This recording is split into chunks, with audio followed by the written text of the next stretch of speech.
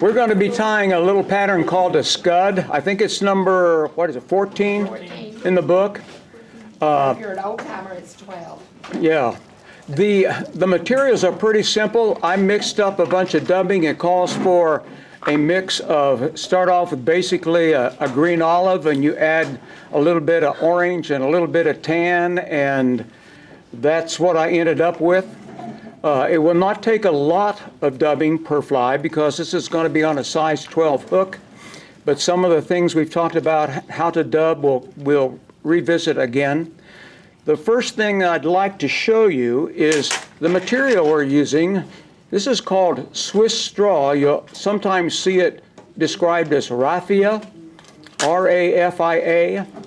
It's just a material. You have a strip of that, and what you want to do is gently tease that apart, because one of those little strips will come apart to almost like 3/4 of an inch. And on a size 12 hook, you obviously don't need that much. So I either use a knife, or sometimes I will use scissors. See this outside edge? Sometimes that is just really difficult to get all the way out.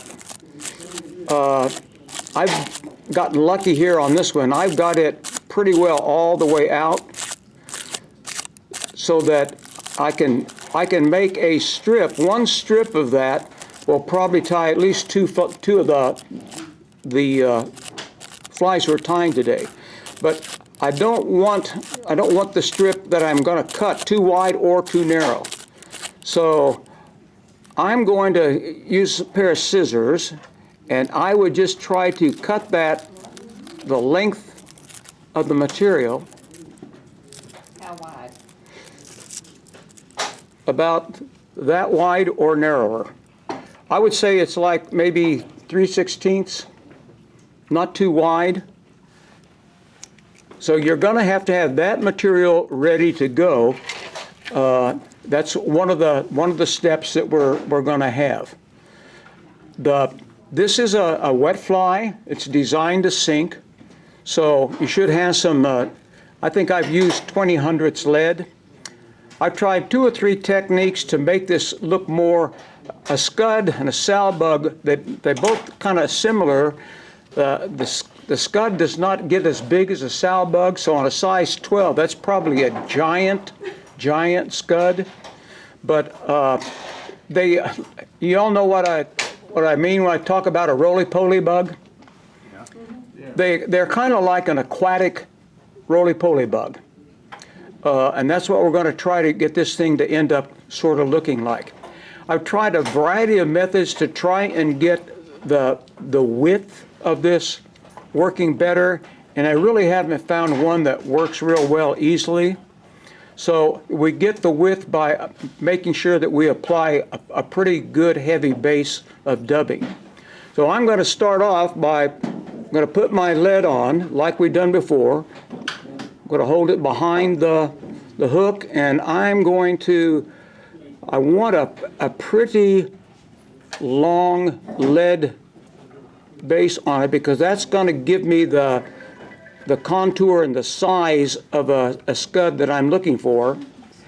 And I'm going to have that start just a little bit behind the bend, and then I'm going to go forward, and I need to leave some room in front so that when we tie it off, we have room for that. So I'm going to break that off. If you want, I'll tie one, and then I'll go back and tie another one if you want to do it step by step.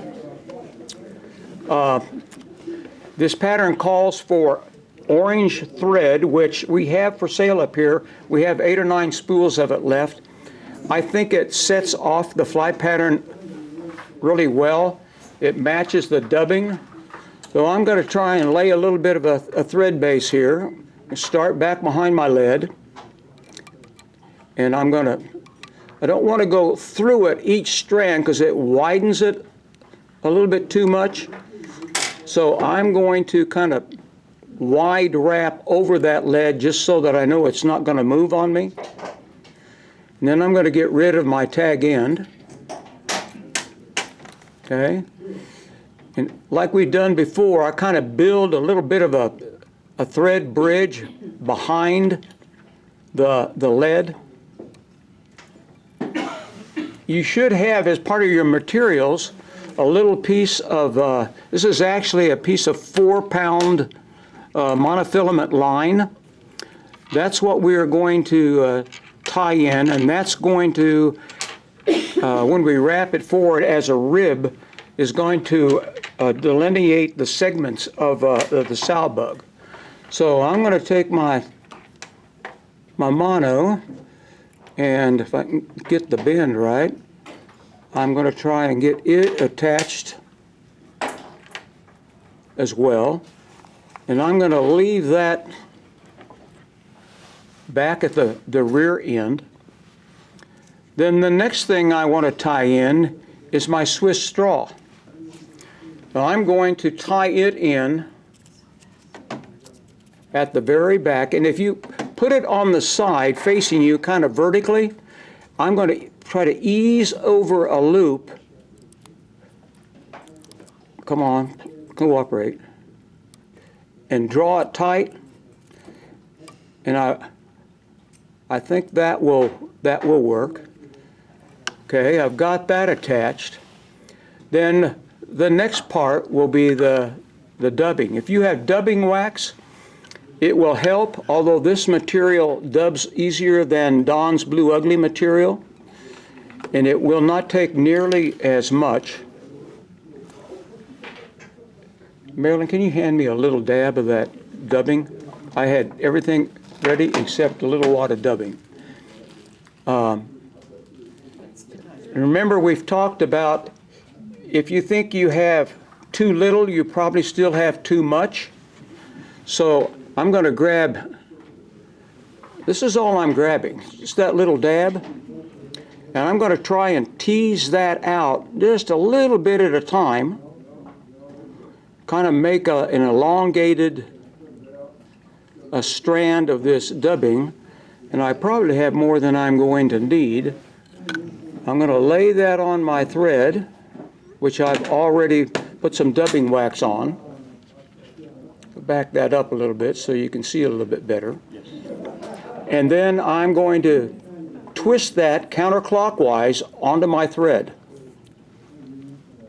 If you wet your fingertips, sometimes that helps it adhere to the thread a little bit better. But you can see I don't have a whole lot of dubbing on. I still have a pretty good wad on my thread. We talked about this last week. I need this dubbing all the way up to my fly. If you try to move it just with a single finger, it'll come apart.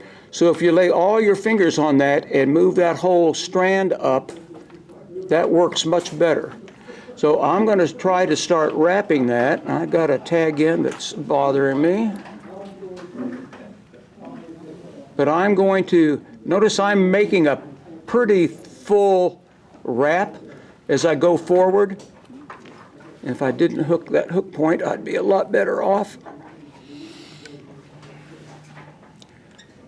And I'm gonna have, it's gonna take me just a little bit more dubbing to get myself up to the front of where I need it. So I'm gonna get a little bit more dubbing on my thread. And I'm gonna wrap that forward.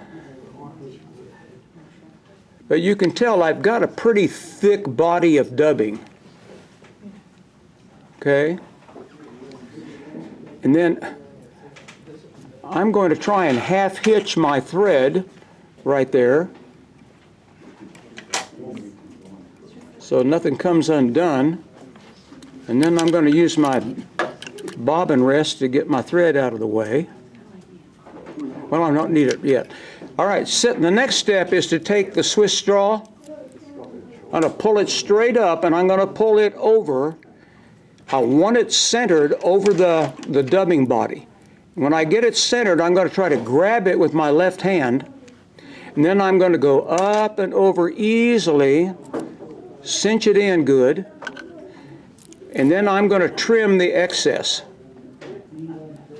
And you can see I've got plenty for another fly. So I'm going to half hitch this to make sure nothing comes undone.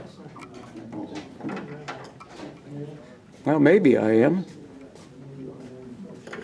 I'm so far from my work with this camera. Now I'm going to get my thread out of the way. I'm going to take a look at it and make sure I've got it centered. That's about as good as I'm probably going to get it. Then I'm going to take my monofilament and I'm going to go under and over. I'm going to try and cinch that in pretty tight so that my segments are pretty pronounced. And I'm going to try to make them spaced pretty evenly. I'm just going to work my way up toward the eye. This is the fly the advanced class tied last week, guys. I keep telling them that we're really a bright class. We're only 1 week behind them. And when I get that up to the eye, then I'm going to try and tie that off. It's in the way. Yeah. So So I'm going to bring my thread up and over. Make sure I got it snagged good. When I've got it snagged good, I'm going to trim that. You've got enough monofilament there for several flies as well. And now I'm going to just build a little bit of an orange head, and then I'll whip finish it off.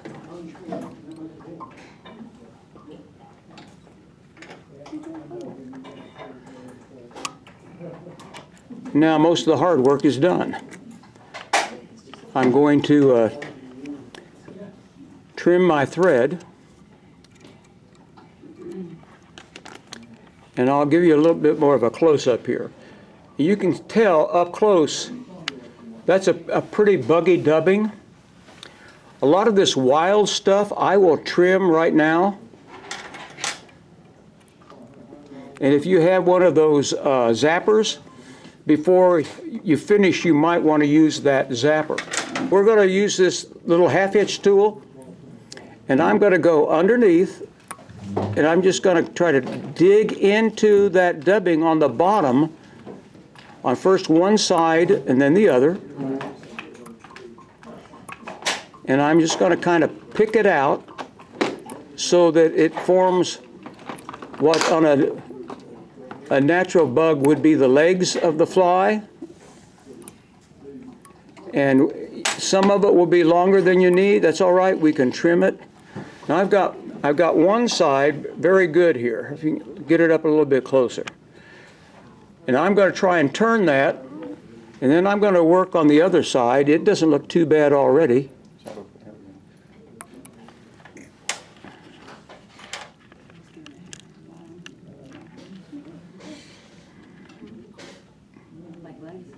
Okay.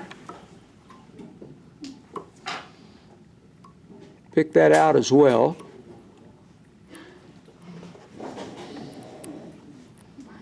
Okay. Now, I've never seen a sow bug that had legs longer than the body. So I'm going to try and carefully kind of trim that level with the bottom of my hook.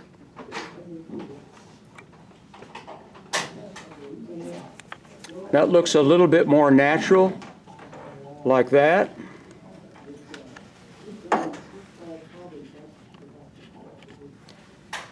And there is a scud.